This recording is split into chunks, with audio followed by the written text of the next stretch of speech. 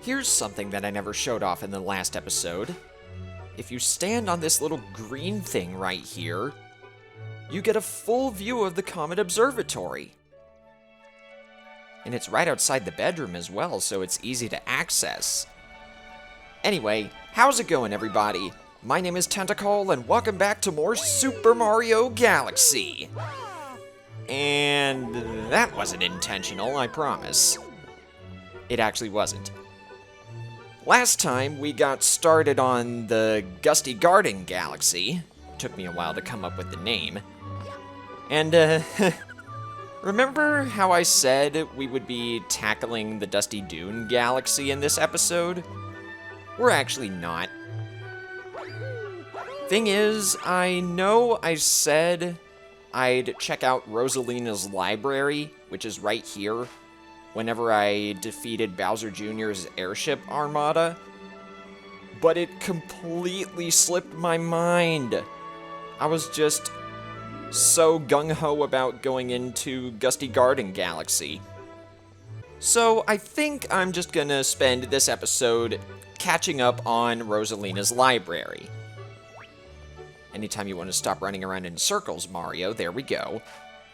And, I imagine this'll probably be the shortest episode in the Let's Play, because after we're done with this, I promise I'll only come back to Rosalina's library after we beat a boss. Anyway, let's go. And with this really cool cutscene, you get a rare voice clip from Rosalina. Let us begin.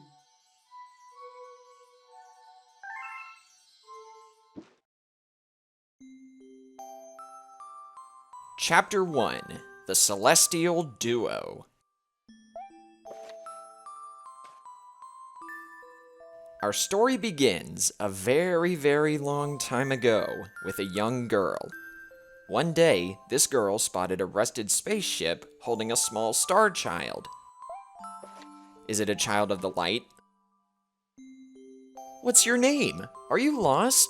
The girl asked the star child. I'm Luma, and I'm waiting for Mama. She's coming for me on a comet, said the star child, who had been waiting day and night. Don't worry, I'll wait with you, the little girl promised Luma. At nightfall, the little girl borrowed her father's telescope and peered into the sky. She looked and looked, but she saw nothing. Hours turned into days, and then years. But still, the sky revealed nothing. Finally, the little girl sighed and said to Luma, "If we stay here looking much longer, I'll be an old lady soon." But then she had an idea. Why don't we go out there and find your mother ourselves? The girl and Luma fixed up the rusty spaceship, and then the two set sail into the starry sky. And this is how the search for the Celestial Mother began.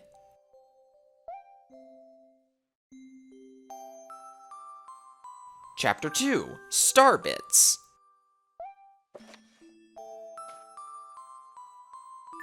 Days passed with no sight of the comet or even a single planet.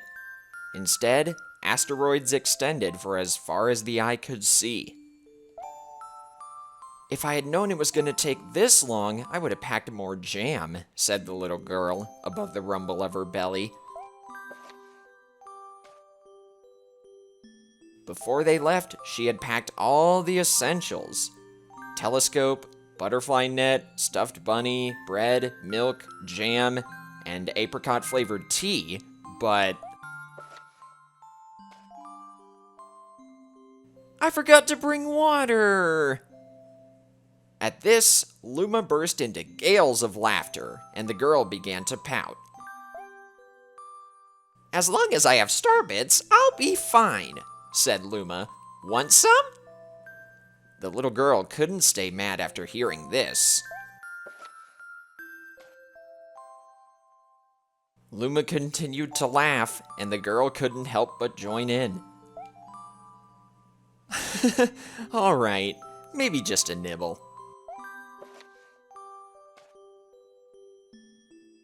Leaning far out of the ship, the pair began to collect star bits with the girl's net.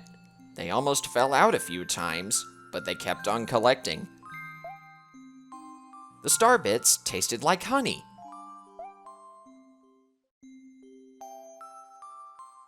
Chapter 3: The Comet. A beam of light pierced through the ship's window. Thinking it was the morning sun, the girl peered through the window, only to find a turquoise-blue comet shimmering at her. The little girl shook the sleeping Luma awake and shouted excitedly, "We have to get to that comet!" The pair descended on the comet and found that it was made of ice. They looked high and low, but Luma's mother was nowhere to be found. Exhausted, the little girl sat down with a flop, utterly unable to take another step. Look! Oh, that was Luma saying that. Peering down at the icy ground where Luma was pointing, the girl suddenly noticed clusters of starbits encased in the ice. "Pretty good, huh? Finding starbits is my specialty," said Luma, beaming. "There's ice here, but it's so warm. I'll bet there's water here, too." The two decided to stay on the comet for a while. Riding the turquoise comet, the pair continued their search for Luma's mother. Wow, I'm really behind on this. Oh wait, I think this is where the story gets sad. Chapter 4: The Dream. One night, the girl dreamed about her own mother. "Where are you going?" she asked her mother's retreating back. Without turning, her mother replied, "Don't fret, dearest. I'm not going anywhere. I'm always watching over you, like the sun in the day and the moon in the night." A wave of sadness washed over the girl. "What about when it rains and I can't see the sun or the moon?" Her mother thought for a moment before responding. "I will turn into a star in the clouds and wait for your tears to dry."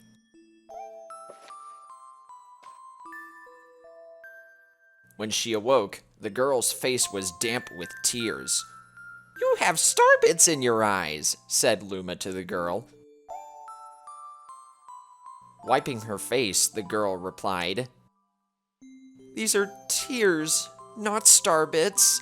I'm crying because I'll never see my mother ever again." At this, Luma began to cry too. "Mama! Oh, Mama!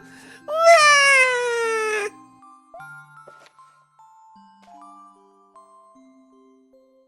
The pair traveled through the starry skies, and though they encountered many other comets, not one of them held Luma's mother. Luma was despondent. Now, Luma, the rain clouds won't go away if you keep crying," the girl said, giving Luma a squeeze. "I'll give you a present if you stop." The girl closed her eyes and said gently, "I'll take care of you." With these words, she felt a small spark in her heart.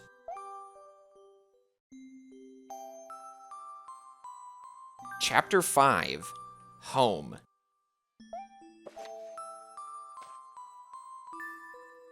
"The kitchen will go here, and the library will go over there," the girl said busily to herself.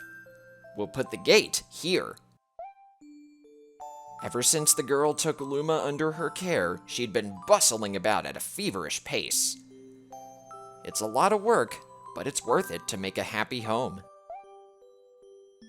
It turned out that starbits weren't the only things buried in the ice. There were tools and furniture unlike any they had ever seen, and the girl used them to build a home.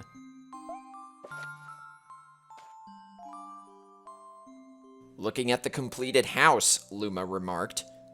Don't you think it's just awfully big for just the two of us?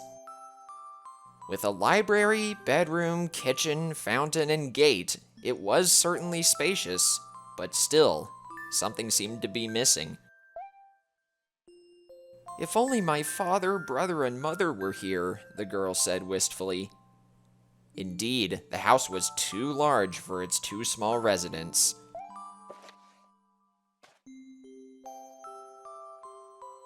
That night, clutching her favorite stuffed bunny close to her heart, the girl fell asleep in the starship. Oh, what a cliffhanger! That should do it for today. And just like that, Rosalina disappears after you visit her library. And you can take a look at her storybook and catch up on any of the chapters you might have missed. And that is how Rosalina's library works. So, next time on Super Mario Galaxy, we're gonna go back to the bedroom and take care of the Dusty Dune Galaxy. I know I said this already, but I consider the Dusty Dune Galaxy to be my least favorite in the game. Or wait, hang on. I forgot we still have 1 star left in Gusty Garden Galaxy. So yeah, we'll take care of that first.